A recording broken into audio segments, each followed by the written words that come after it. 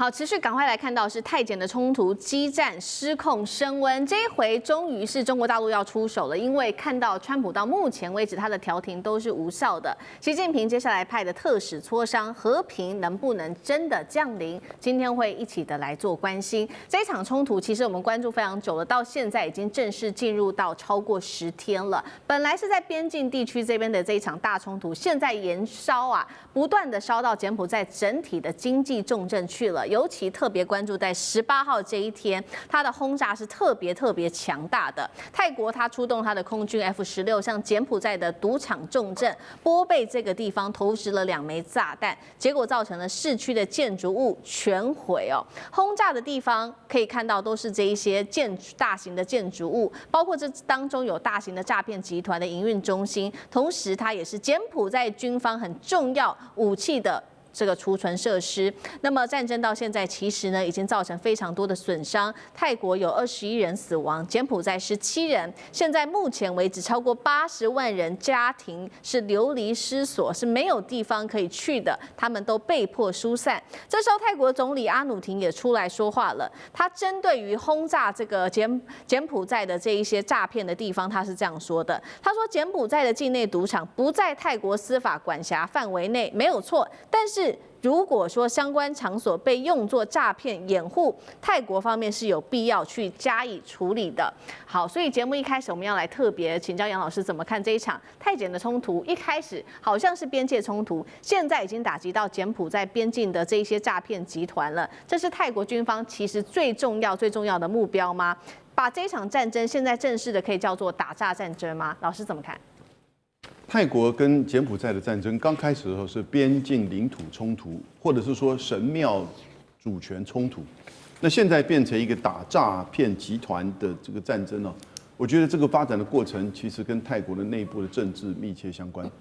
因为阿努廷在9月份上来的时候，他就答应人民党啊，就是在4个月之内他要解散国会进行改选。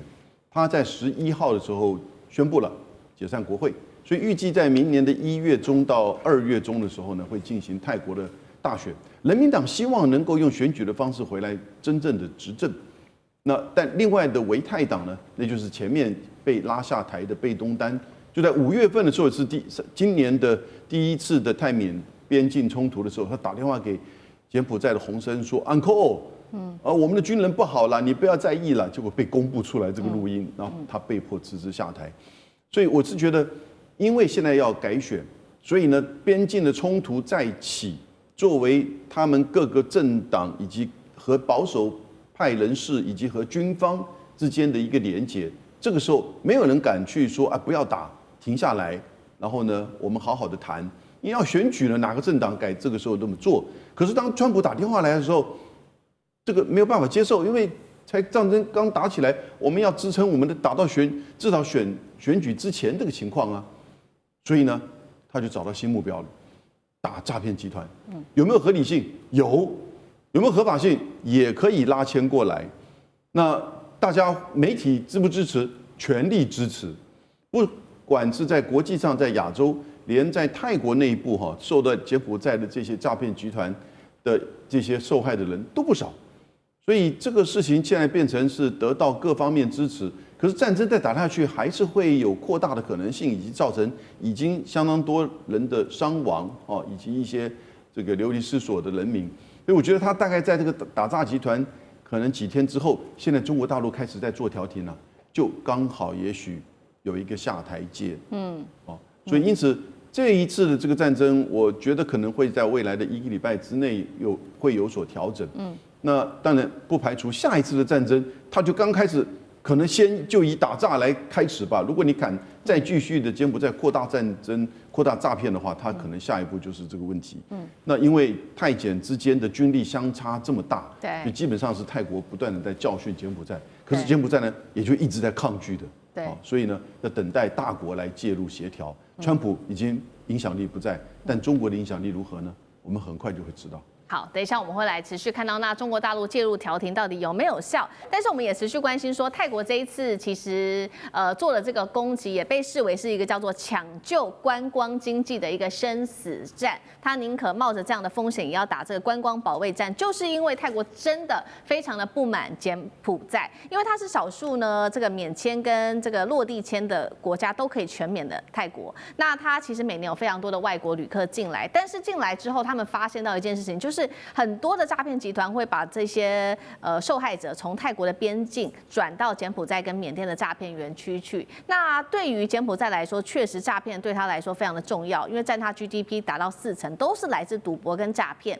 全国超过50个电诈园区，吸收超过10万人，大部分都还是这些外籍的受害者，这也间接导致泰国的形象被反噬。光是2025年做了一个统计哦，泰国的观光客人数年减幅4.66%，但是我们看到中国观光客的这个观光已经暴跌了34%，所以它怎么样都一定要打到底吗？尤其我们知道柬埔寨它背后这个诈骗集团有政府高层做支持，它真的能够彻底摧毁这些诈骗集团吗？张将军怎么看？我认为这个泰国派F-16战机这个出境啊，就是跨境轰炸。我认为他虽然讲的是对这个电诈、对这些诈骗园区啊来实施轰炸，其实他是为了教训柬埔寨，他是为了报复，而不是真正的是要去打诈。打诈的话，不要说是柬埔寨，在泰国跟缅甸那个艾莫河那个 KK 园区，那个才是最大的电诈集团，在缅甸呢，为什么不去炸？就在你泰国边境啊，西边，泰国的西边是缅甸啊，为什么不去炸那边？你要去炸柬埔寨，以打诈之名啊，轰炸柬埔寨，就是报复，就是教训就对了。就这很简单嘛，对不对？他说如果要炸到医院，要去医院有恐怖分子炸医院嘛，都是这个样，这就是理由。真正的是要打仗，是骗人的。那在炸缅甸啊，那克伦邦那个邦啊，就在克伦邦在哪里？就在缅甸跟泰国的边界西边呢。那为什么不去炸那个大轰炸 KK 园区？KK 园区的电诈集团可大的嘞。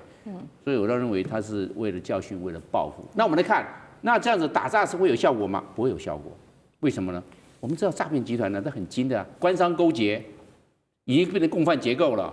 你以为柬埔寨不喜欢那个对那个诈骗集团喜欢吗？问题是他们已经就在一起了嘛，融在一起，挂在一起了。这种共犯结构你怎么样去消除？很难，因为他要靠他吃饭，他要靠他保护。那个交保护费，一个有饭吃，那不是刚好？那柬埔寨的这个生活很差，国民所得才2000多块美元一年，对不对？泰国也好不到哪里，泰国一年每一个人的 GDP 每一个人是7000块美元，都不是很好了。那就诈骗集团就要横行了。第二个，他们会激动，知道吧？跑来跑去的，不是呆呆的在那个地方跟你来轰炸。诈骗集团早就跑了，精得很，他都要诈骗别人，他自己当然脑筋很灵光啊。当然可以啊。第三个我们可以知道，他们这个电诈集团的为什么总是抓不到？他会化整为零，他根本不在了，人去楼空。为什么？早就有通风报信啊，结果一去的时候，这个人去楼空，一个人都不在了。电诈集团想要取缔他啊，我跟你讲，他是好像有狡兔三窟一样，这又共犯结构，又有机动作战跑来跑去，又有化整为零，所以这些方面呢，我跟你防不胜防，而且尤其在落后的地区，那是没有办法一扫而尽的。好，那这场冲突到底会延烧到什么时候呢？因为我们刚刚也说了嘛，这个川普2度的介入调停都没有用。第一次是在今年10月的时候，大家还记得吗？10月的时候，他在东协峰会上促成了这个泰柬之间签了和平协议，就看起来是完全无效，还不是打了起来。所以呢，这一次也就是在前几天的时候，他打了这通电话调停，同样是没有用的。那现在也看起来，这个泰国还酸川普说，我们泰国难道要听其他人的话吗？那如果是中国介入，到底有没有效呢？因为18号王毅就跟这个泰柬2国的外长通话了，不断在这当中居中协调，能不能达成停火？汉庭又怎么看？泰军空袭呢，基本上是一个内病外治的政治秀。为什么突然升级？是因为跟泰国政府内部的合法性焦虑有关。它当然一方面是转移斗争的焦点，毕竟泰国政府现在面临国内反对派的强力挑战，经济复苏缓慢，哪有什么比打诈骗集团，然后呢更获得大家的支持呢？同时也是在争夺军事的主导权。泰国总统阿努廷和军方背景的势力，需要透过一场胜利来证明，我们不听美国了，我们有能力来保护自己的主权。那再来啊，这也是一种政治正当性的投名状，因为民怨最深的就是旅游业的下滑和电诈的猖獗，所以炸了波贝的赌场不仅是军事行动，更是一场华丽的政治公关秀。那为什么美国调停会失败呢？因为他口惠而实不至啊。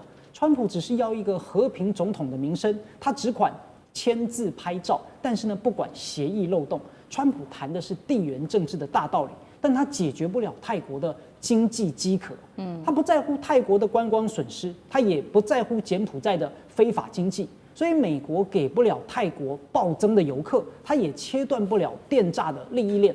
对美国来说，东南亚只要你不倒向中国大陆啊，你们打个头破血流，他正好还可以卖武器，这叫拉偏架，看笑话。所以泰国政府呢，就是为了国内的政治，随时都可以切断美国的这个协议。可是呢，中国大陆的调停反而是直击命门。王毅直接说了"重建互信，及时止损"8个字，背后是有重金来支撑的，是啥？就是钱呐，对吧？因为对泰国来说，中国确实是最大的游客来源。只要中国大陆也帮忙打击电诈，恢复旅游信心，那泰国政府的国内政治压力瞬间就会减轻，不需要再靠打仗来转移焦点。而对柬埔寨来说呢，大陆也是很大的投资方，柬埔寨的经济转型也离不开大陆的技术跟资金，所以大陆出手谈的是利益分配跟发展